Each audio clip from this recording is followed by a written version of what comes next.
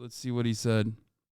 All right. I never thought I'd make a video like this, but I think there's an important conversation to be had, and I just want to be fully accountable, honest, and transparent with all of you guys.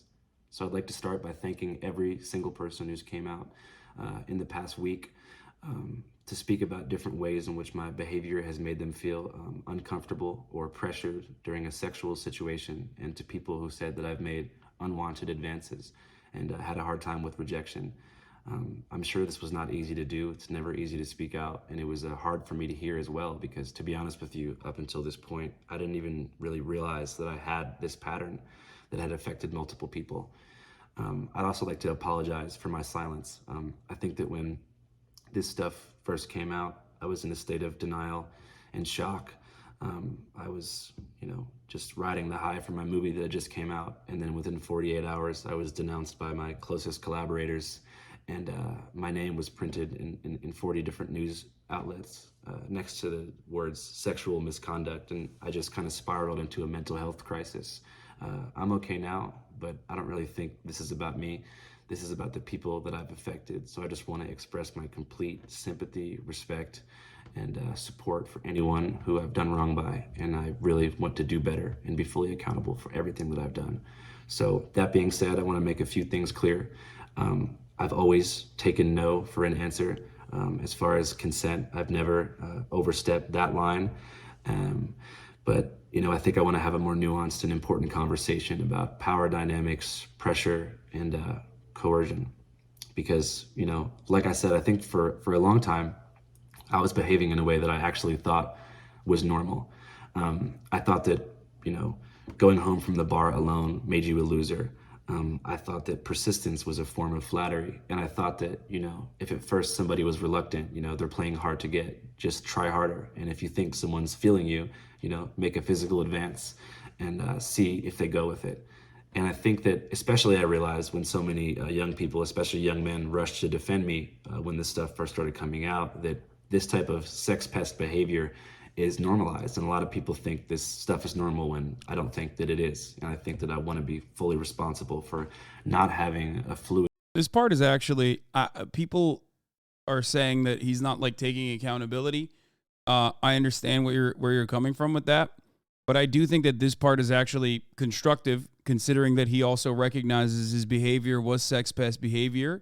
And he's saying that he personally did not understand that he was doing something that is incorrect. Now, you might not take that, and that is understandable.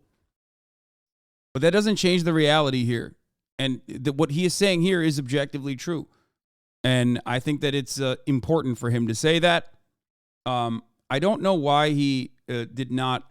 I mean, he mentioned the victims immediately and said, thank you for coming out and speaking out about this. Maybe I'm missing the point, but I don't think he actually said anything along the lines of I apologize for the trauma I've caused for you, and I'm working on offering steps of restitution in some meaningful way. I know my words might not mean enough, especially at this point, considering that the harm I've done, but I will do everything in my power to, make it right. Something along those lines would probably have been important to address originally, immediately out of the gates. Because I do think that he recognizes the actions immediately. As far as what I've seen, it seems like he recognizes that he has done a lot of wrong. And even people who have defended him, he says, are not doing the right thing by defending him, because he recognizes that he's in the wrong, which is a good thing overall. But I do believe that he should have directly said, I apologize for my actions, apologize for the trauma I caused. Maybe I missed it, though. I will rewatch it again. When this stuff first started coming, a fluid understanding of consent, that I want to be fully responsible for not having a fluid understanding of consent and what enthusiastic two-way consent looks like. That being said, a lot of the things that have been said online about me are not true. A lot of things are missing really important contextual information that I think would change people's interpretation of life. I think this stuff, now this part is vague. And I don't think vagueness in this circumstance helps Andrew at all. I do think that he should have openly stated, like, there are certain accusations made by, like, third party, friend of a friend, something like that, that are just, like, objectively untrue. And they muddy the waters of the real victims in this situation who I have personally wronged or personally harmed.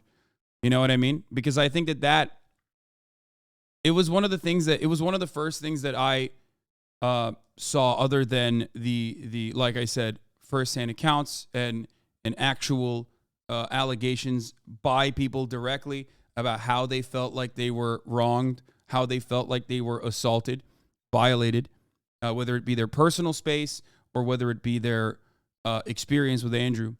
When I saw, random fucking TikTok comments being like, oh yeah, he hooked up with young people, I heard from the drummer of a band that was like friends with Andrew or something. And you know how like people that live with their parents, they're all underage 99%. And that's like an insane fucking thing. You know what I mean? That is an insane accusation that does not contribute to the main point of contention here. Okay? And I think that they should not be mentioned at all. Like, they should not have ever been brought up as like a serious pattern of behavior, because there were plenty of examples of people that were recounting their personal experiences that showcase a pattern of behavior, which he seems to recognize as sex pest behavior, which he openly states. He doesn't say directly, but he very clearly says, like, this is sex pest behavior and it should not be defended. And the reason why men defend it overall is because they too do not recognize that it's bad. And this is like a conversation that needs to be had about consent. A lot of these situations, but I'm not here to invalidate anybody's lived experience. If you feel pressured, that's just what it is. I hope that young people, and young men in particular, can use my mistakes to learn and move through life with a better understanding of consent.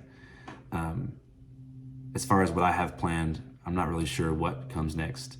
I mean, obviously, reporting is my one true love, and I'm 25 years old, and I have my whole life ahead of me.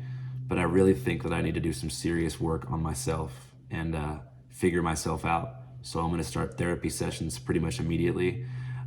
Also, not to blame alcohol, but I truly believe that alcohol was a contributing factor to my poor decision making. And I think that alcohol in general has had a devastating impact on my life. So I think I'm going to make the decision to join the 12-step program for Alcoholics Anonymous. And during this journey into sobriety, I want to take a serious step back from public life. And like I said, figure myself out. And I hope that this reaches the ears of anyone who's felt affected by me. I'd love to reach out to you, or you can reach out to me, even just for me to say, I'm sorry. And I really apologize, and I appreciate you all. I also want to apologize to my closest collaborators, my friends, my family, and people who will have to wear this stain on their career forever. You guys don't deserve this, and I love you guys. That being said, if you never want to watch Channel 5 again, I understand. I hope you remember the missions of radical empathy and media literacy that we have tried to put into the world through our coverage. All right, that's all I want to say. Oh, you can take it out of emote mode.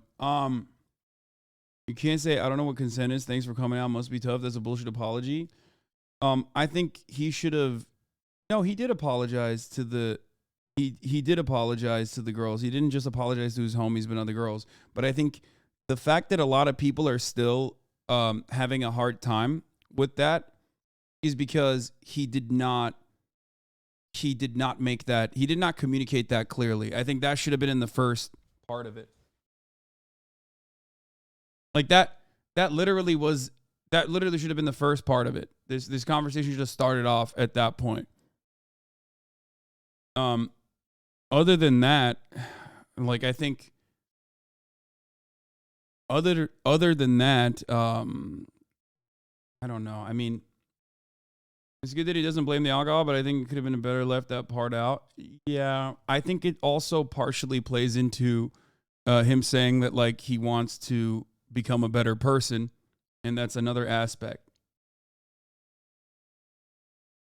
That's another aspect of like him taking accountability, and that's another aspect of him taking accountability and also saying that he needs to become a better person.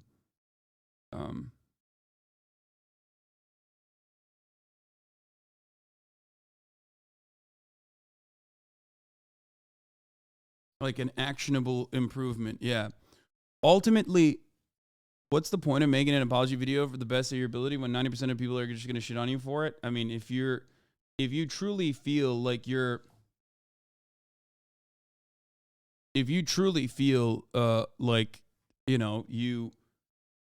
want to become a better person, like this is the first step. There's nothing else you can do in this circumstance. And for a lot of people that say, you're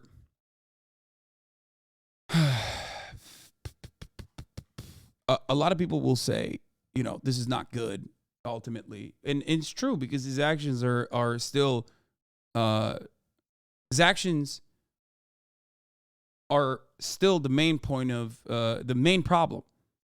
And enough time has not passed since people learned about what he had done, despite the fact that he was an otherwise beloved figure leading up to that moment. Which is why, people are not going to,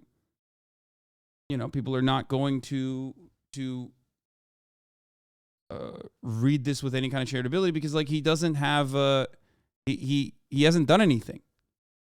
He hasn't done anything to show people that he's different. You know what I mean? People are still learning about the consequences of his actions, his harmful actions. You think people like Andrew should be accepted back into society if they rehabilitate them? Fucking dude, what do you mean? Of course. The fuck are you talking about? Like literally I think everyone can be rehabilitated. That is not like just because, I knew Andrew or anything like that. It's just like my constant position always is that rehabilitation is the best path forward. Of course. Comparable to the Artemis scandal? Brother, me going to a brothel that was later, a decade later, raided for tax evasion is a little bit different, I think. Don't you think? What the fuck is wrong with your brain? Are you fucking insane?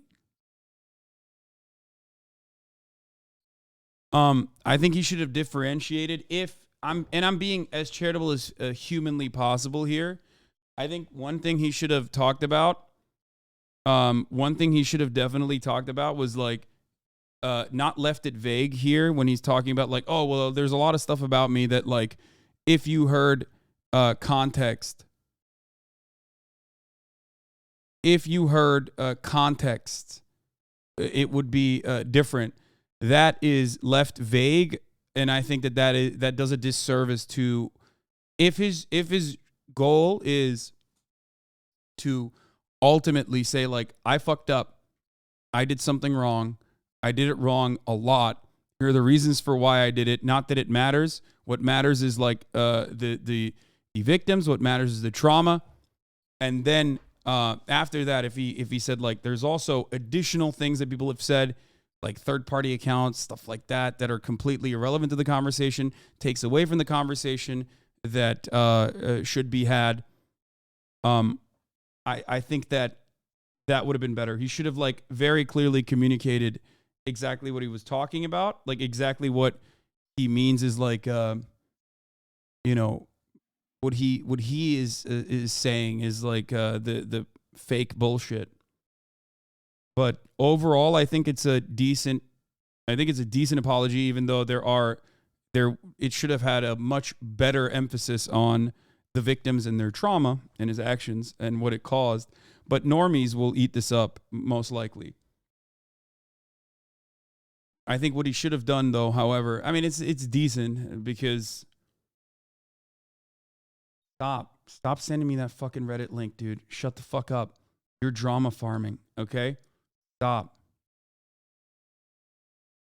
Literally said he's always taking no for an answer. Yeah, no, that was actually okay. Oh, that was the other part that I wanted to talk about. Actually, you're right. What is it like to have to cover your friend like this? Dude, I'm irrelevant in this subject, okay? There's a reason why I did not talk to Andrew directly or get any of the listen, Yeah, there's a reason why I didn't talk to Andrew directly, because I wanted to be unbiased in this, okay? Because I don't want to fucking center myself in this conversation at all.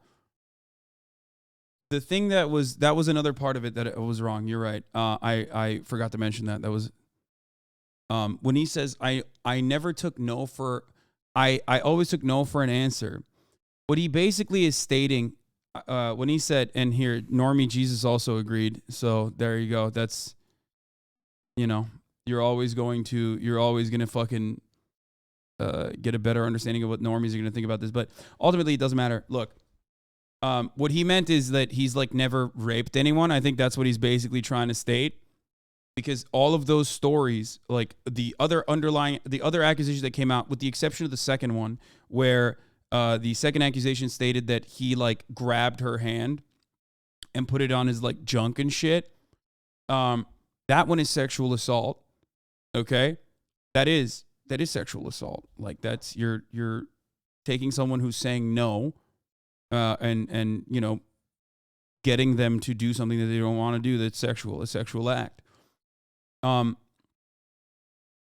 As far as like, oh, I always took no for an answer, what he means, I think, is I assume what he's talking about there is that, like, in all of the accusations, the overarching the overarching, or rather consistent through line, is usually people feeling traumatized by the fact that, like, he kept going and going and going after it and trying to get something out of them, but ultimately not, you know, going into full-blown rape territory. I think that's what he was trying to claim here, but it doesn't matter because it's still sexual assault.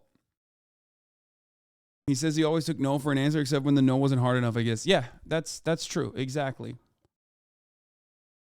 But I think, yes, when he said missing context, he wasn't, I don't even think he was talking about in relation to the assaults, because that contradicts what he's saying here in the beginning.